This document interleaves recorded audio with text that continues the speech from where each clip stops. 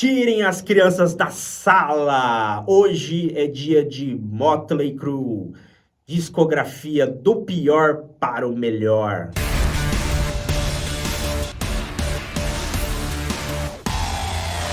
E aí, galera, eu sou o Marcelo Pim. Eu sou o Neto Cruanes. E hoje chegou o dia de falar dos discos do Motley Crue aqui no nosso ranking, né? Banda amada por qualquer cara que gosta de hard rock, de festinhas, né, Netão?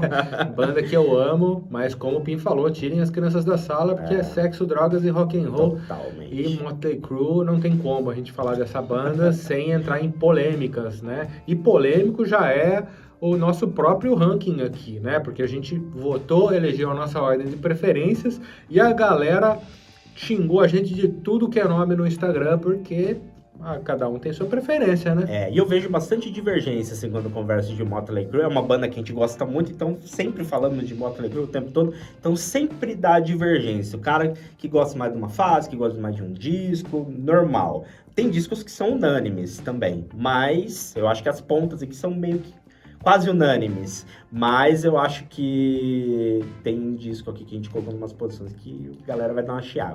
Deram uma chiada já também, lá no nosso Instagram. Sim, sim. Vamos lá então, já partindo do pior disco do Motley Crue na nossa opinião, que é a 9ª posição, Generation Swine. Já começa a polêmica daí, porque tem gente que gosta desse disco. Eu acho poucos, né? É bem raro, né? Eu acho que esse aqui é quase unânime, na minha opinião. Assim. Quase. Teve alguns amigos que já vieram falar, puta, eu amo esse disco, cara. Ele é muito bem produzido e tal, mas é fraco, bem fraco. A história desse disco é que a volta, né, que volta Neil, depois que ele foi fazer a carreira solo, que a filha Skyler, né, faleceu. Mas é um disco pouquíssimo inspirado, né? E cara, acabou, acho que desagradando a grande maioria dos fãs, mesmo sendo uma volta do Vince Neil, que era tão aguardada. Então, é um disco ruim, num momento muito aguardado para os fãs. Cara, duas coisas não deram certo. É um peido na água esse disco. É um peido na água. Eu acho fraquíssimo. Pra mim, se aproveita quase nada. Eu não consigo ouvir, eu acho que nenhuma música desse disco ultimamente. É bem fraco. E o Motley Crue, ele tava com o John Corabi no vocal então, né? Sim. Só que as atenções estavam todas em torno do grunge naquele momento. Sim. O Motley Crue, que lotava estádios nos Estados Unidos, estava tocando para clubes vazios ali, estava tocando para 200 pessoas. E eles falaram, meu Deus, o que a gente faz? E aí, infelizmente, eles fizeram... eles começaram a pensar o que a gente vai fazer, trouxeram o Vince Neil de volta, falaram, não, a galera quer o Vince Neil. Foi de muito namoro, né? Teve muita conversa, né? Não foi uma volta tão muito fácil, não. Mas deram esse passo, né? Trouxeram o Vince Neil de volta, vamos gravar um disco e sair em turnê. Eu acredito que os shows até tenham rendido bem pra galera ver o Motley Crue de volta. Teve bons shows nessa turnê, sim, mas o disco não ajudou muito, não. Mas o disco realmente... é terrível. Peido na água é o que define. Vamos pro próximo, então. 8ª posição, New Tattoo. Cara, já é um disco... Esse já é mais Motley Crue, né? Bem caro de Motley Crue. Não é um clássico, né? Tem músicas que eu gosto desse disco, Puta, como é que chama aquela... Hell on High Wheels. É legalzinha, já tem um carinha de Motley Crue. Sim, clipezinho com animação, Motley Crue aparecendo na mídia de novo. Aqui nessa época tava tendo aquela briga do Metallica com o Napster. Eles soltaram um videozinho sacaneando. Pô, eu gostei dessa fase, cara, do Motley Crue. Explicar pra molecada que Napster era uma plataforma onde você baixava as músicas em MP3 e é o pai do Kazaa, que talvez, né? Talvez que é avô do Spotify. Talvez. E os cabelos do Lars caíram ali, né? Porque eles falaram, como assim estão baixando as nossas músicas e nós não estamos ganhando dinheiro? Sim. E aí virou um processo e etc. Mas vamos voltar pro Motley Crue. Eu acho que se o Motley Crue tivesse voltado ali com o Vince Neil, com o New Tattoo, seria muito mais legal. Eu acho que teria sido melhor também. Porque o Generation Swine, pelo amor de Deus. Esse disco vale dizer que ele é com o saudoso Randy Castilho na bateria, porque o Tommy Lee estava preso, porque foi lá bater na Pamela Anderson, Tommy Lee descabeçado, é um jegue aquele Tommy Lee em todos os sentidos. Só que aí ele adoece, né? o Randy Castilho, ele não faz parte da turnê, e quem assume as baquetas, inclusive tem um DVD maravilhoso, né? Samantha Maloney. Samantha Maloney, que faz as bateras, cara, que deu uma sinergia muito legal com o Motley Crue. Ficou muito bacana mesmo. E aí uma curiosidade que não tem a ver aqui, mas já vou colocar aqui, talvez você não saiba disso, mas foi a triste perda do Randy Castilho, que faleceu de câncer aí um pouco depois do New Tattoo, que deu origem ao Velvet Revolver, aquela banda com o Slash, o Duff, o Scott Weiland no vocal, que foi no velório dele que os caras se reuniram e falaram assim, puxa, vamos fazer um show para reverter fundos para a família do Randy, não sei o que, e isso aí, né? E essa história acabou com o Velvet Revolver. Era um cara muito querido, né? Eu vejo, nossa, cara, nessa época que ele faleceu, muito depoimento, assim, realmente emocionado dos músicos, assim. Ele era um cara muito querido. Né? E vale destacar que ele tocou também com ninguém menos que Ozzy Osbourne. Vamos lá, próximo. Esse deu polêmica. Esse arrepia os cabelos da galera, né? Então... 7º lugar... Theater of Pain. Pois é, nós colocamos ele em 7º. Tem galera que acha que ele é o melhor disco do Motley Crue ou é top 3 do Motley Crue, e aí a galera xingou as nossas mães lá no Instagram. Você pode xingar também se você quiser, mas é só a nossa opinião. Eu acho que é uma fase complicada do Motley Crue, e eu geralmente, quando alguém me pergunta por que eu não gosto muito desse disco, é uma fase que eles estavam para lá da loucura, e eles não estavam dando conta de compor absolutamente nada, e o que tem dentro do Theater of Pain é o que sobrou, que eles não usaram no Shout at the Devil, que é o disco anterior, que é maravilhoso. O que sobrou, que o produtor falou, não, isso não presta, isso não presta, isso não presta. Eles pegaram, a gente tem aquelas músicas. Pegaram aquelas músicas, não era suficiente para encher o disco, o produtor falou, grava uns covers aí. E aí, assim, com muito sacrifício, saiu o Theater of Pain, que ia se chamar Entertainment or Death. Aí o Doc McGhee foi lá, tatuou. Isso tem lá no filme The Dirt, do Motley Crue, e é verdade, aconteceu. Ia chamar Entretenimento ou Morte, que é aquele negócio do bobo da corte, que ia fazer graça pro rei, se o rei não achasse ele engraçado, se não risse, né, cortava a cabeça. Então o Nick Six brincou um pouco com isso, seria o título do disco. O Doc McGhee ficou muito empolgado, tatuou lá Entertainment or Death no braço, e os caras falaram, vamos mudar o nome do disco pra Theater of Pain. Esse é o Motley Crue. Esse é o Motley Crue, velho. Cara, tem Home Sweet Home, né? Nesse disco, o que salva, pra mim, é o que salva o disco. Então, vendeu muito esse disco, principalmente por causa que era um hit, né? Mas, cara, eu não acho esse disco horroroso, nada. Que eu acho que os discos que estão melhores também, e eu acho que a banda tava pouco inspirada. E se você viu o filme, leu o livro, ou fez ambos, você vai ver que essa fase da banda, realmente, eles não estavam num ritmo muito bom. Esse disco saiu na marra, né? Mas... Vale reforçar o que você disse, Pim, não é um disco horroroso. Horroroso é o Generation Swine. O New Tattoo já é legalzinho, e esse já é um pouco melhor. Sim. É um disco legal, porém a discografia do Motley Crue ela é muito boa, então por isso ele tá na nossa 7ª posição, mesmo com Home Sweet Home, que é talvez a melhor balada do Motley Crue, um piano muito legal, um solo de guitarra maravilhoso, enfim. Próximo. Para a 6ª posição, já é o último disco da banda até o momento, né? Saints of Los Angeles. Esse você foi no show da turnê, né? Esse eu fui no show da turnê em 2008. E bem disse, o último disco do Motley até o momento. Porque os caras, eles encerram o Motley Crue todo ano, né? Assina contrato que não vão voltar, faz um regaço. E aí vai lá e volta, né? Então, também, se aparecer um disco novo do Motley Crue, não vai me surpreender muito, mas eles dizem que... Eu acho que sai, viu? Mas toda hora eles dizem que a banda acabou, então a gente fica nessa. Mas é o último até o momento. Eu acho um disco muito bacana, ele é muito bem produzido, ele é pesado. Tem grandes músicas, eu destaco aí Saints of Los Angeles e Motherfucker of the Year. Puta, boas músicas mesmo, músicas muito legais, clipe muito legal, e a banda estava em grande fase.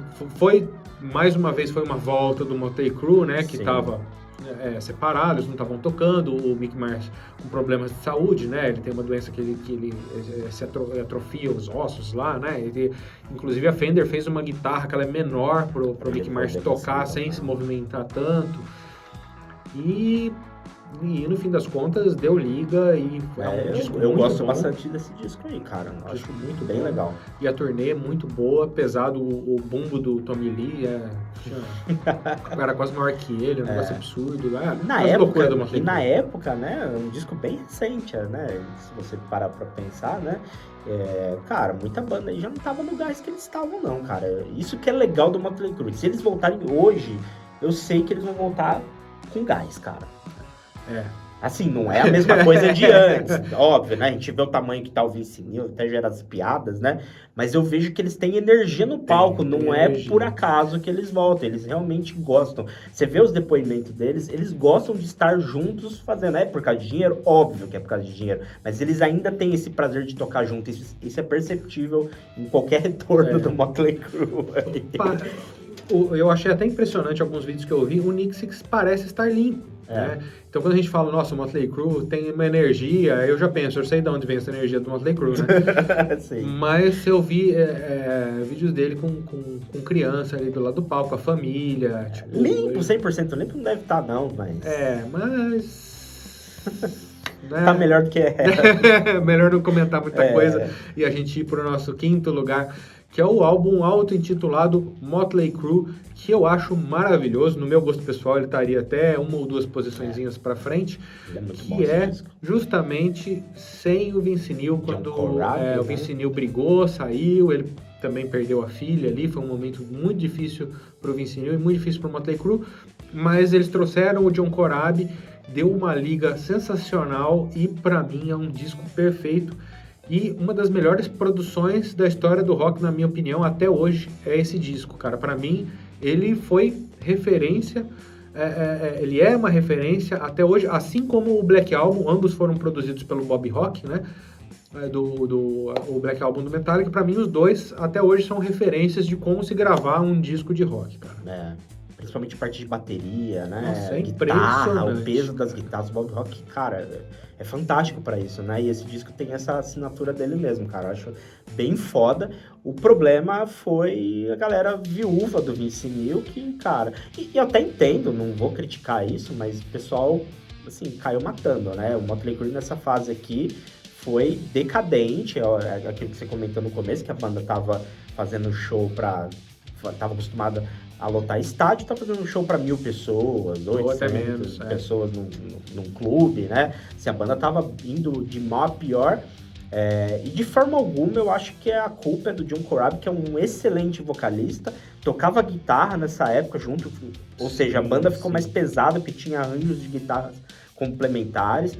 Eu acho que, cara, é tudo muito bom, mas o peso da camisa do Motley Crue foi complicado ali, a saída do Vince Neil chocou, ainda mais pelo motivo que o Vince Neil saiu, né, o estopim da morte da filha, então o pessoal ficou muito sensibilizado com toda essa história da banda continuar sem ele, e aí, cara, o nome do Motley Crue só começou a cair, mas o disco é fenomenal. É um baita disco, talvez no momento errado, porque o grunge estava muito em alta e aí o público, principalmente nos Estados Unidos, tudo descabeçado, né? Aquela coisa, Motley Crue já era, né? Essa banda aí não vira mais, o negócio agora é outra banda. Sim. Então, o Motley Crue sentiu muito isso, que é uma pena, porque eu adoraria ver mais discos nessa vibe aí. Realmente é um descasso. Se você nunca ouviu o Motley Crue sem o Vince Neil, ouça esse disco Motley Crue, que é espetacular. Só vou fazer uma crítica. John Corabi é um ótimo vocalista, um ótimo compositor, toca guitarra, só não tem muito carisma. Eu acho que ele não tem carisma e isso atrapalhou. Obviamente ele não teve espaço para chegar a ter esse carisma, mas eu acho que isso atrapalhou um pouquinho ele. Até hoje ele não é um cara muito carismático. Não é uma estrela no palco, não, né? Porque o Vince Neil no palco, ele não chega nem perto. Talvez o show não tenha... talvez o show perca um pouco em relação ao que era o show com o Motley Crue original, mas para ouvir o CD é incrível. Para ouvir o disco, não tem contraindicação. É isso aí. Quarta posição. Girls. Mais festinha é impossível, né? Muita gente também coloca esse mais à frente. Também recebemos algumas críticas. Um grande clássico. Mas tá aqui já quase entrando no top 3, né? Então, é um clássico, um disco excelente. A própria faixa título é fenomenal. Cara, é um disco... White Side. White Side. A minha música preferida do Motley Crue é White Side, tá nesse disco. Então, é realmente... White Side com o clipe do Tommy Lee girando. Puta, cara, essa fase é fantástica, né? O clipe de Girls, Girls, Girls, eles andando de moto, entrando no bar, enfiando a faca na mesa, sabe? Aquela coisa bem Motley Crue, né, cara? Você olhava os clipes e falava, eu quero ser esses caras, né, velho? É muito louco. É sensacional. E Girls, Girls, Girls, claro, eram aqueles luminosos que ficavam nas casas de striptease, vamos dizer assim, né? Muito frequentada por eles, né? Eram os reis da anarquia, né? Exatamente. Vamos para o top 3 agora, né, Tom? Top 3, terceiro lugar com o primeiríssimo da banda, Too Fast for Love. Um baita disco de estreia, cara, eu gosto muito de músicas que tem aqui, tem Livewire aqui, né, cara? Sensacional. Puta, cara, Too Fast for Love também, que é muito legal. Eu acho esse disco bem legal para um disco de estreia, assim, ele... não tem a puta produção, você vê que é um disco simples. Ele foi relançado também, não teve essa história de que ele foi relançado, né? Sim, na verdade o lançamento dele, ele foi meio conturbado, porque eles lançaram de forma independente. Sim. E poucas cópias ali em Los Angeles, e aí depois veio uma gravadora, e aí deu uns toques, deu uma mexida, deu uma mixada, mudou a ordem de algumas músicas, deu um tratinho na capa, enfim, deu um banho de gravadora ali no geral. Não transformou muita coisa, mas deu pequenas melhoradinhas, pequenos ajustes, pequenas mudanças, um pouquinho em tudo. E aí sim lançou o The Fast for Love, que todo mundo conhece, e vale dizer que a capa é uma homenagem aos Rolling Stones, né? Que é fantástico. Mas o DNA de disco independente tá nesse disco, assim, a forma como eles são criados, ele é bem cru. Claro, eles gravaram isso de forma independente, da forma que eles queriam, e ali é a essência do Motley Crue, né? Sim. Sensacional, um disco nervosíssimo. Muito bom esse disco, eu gosto bastante. Sensacional. Segundão, Shout at the Devil. Esse é o meu preferido. Teu preferido? É o meu preferido, Shout at the Devil. Cara, eu gosto bastante. Acho excelentes músicas, mas eu acho que ele é o meu segundo. Seu segundo mesmo, tá no lugar certo. Eu acho que ele tá no lugar certo. É o meu preferido, Shout at the Devil, eu acho demais a música, né, do Shout at the Devil, eu acho demais até hoje. Eu acho que talvez é o maior hino do Motley Crue, não sei. Eu acho que de hit não. Acho que de hit... Não de rádio, mas assim, de ser o momento que o fã espera. Show, de ser o principal momento do show, eu acho que é Shout at the Devil. Sim, verdade. Eu acho demais, e aí nós temos aí Too Young to Fall in Love, nós temos um disco realmente muito bom.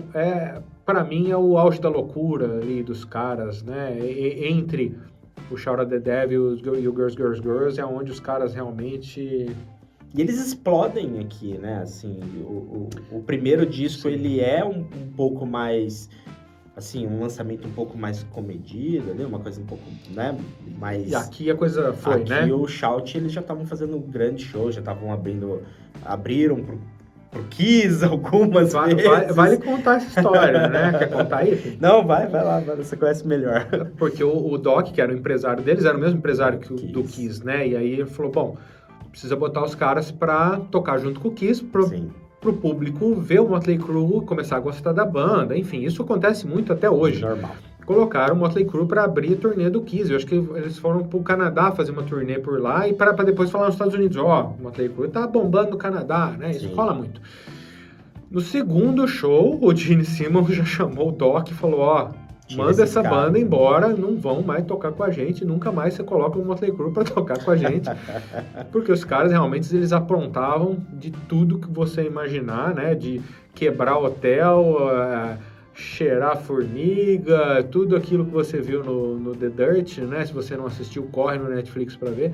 Porque assim, dá a impressão que é mentira, mas os caras extrapolavam todos os limites inimagináveis da loucura. E o Kiss, assim, não que eles eram santos, né? Mas eu acho que eles eram bem profissionais, assim, nos shows, né? Eles eram uma coisa... Principalmente o Gene e o Paul, Gene né? e o Paul, principalmente. Tanto que eles demitiram os outros dois, né? O Ace e o Peter, porque...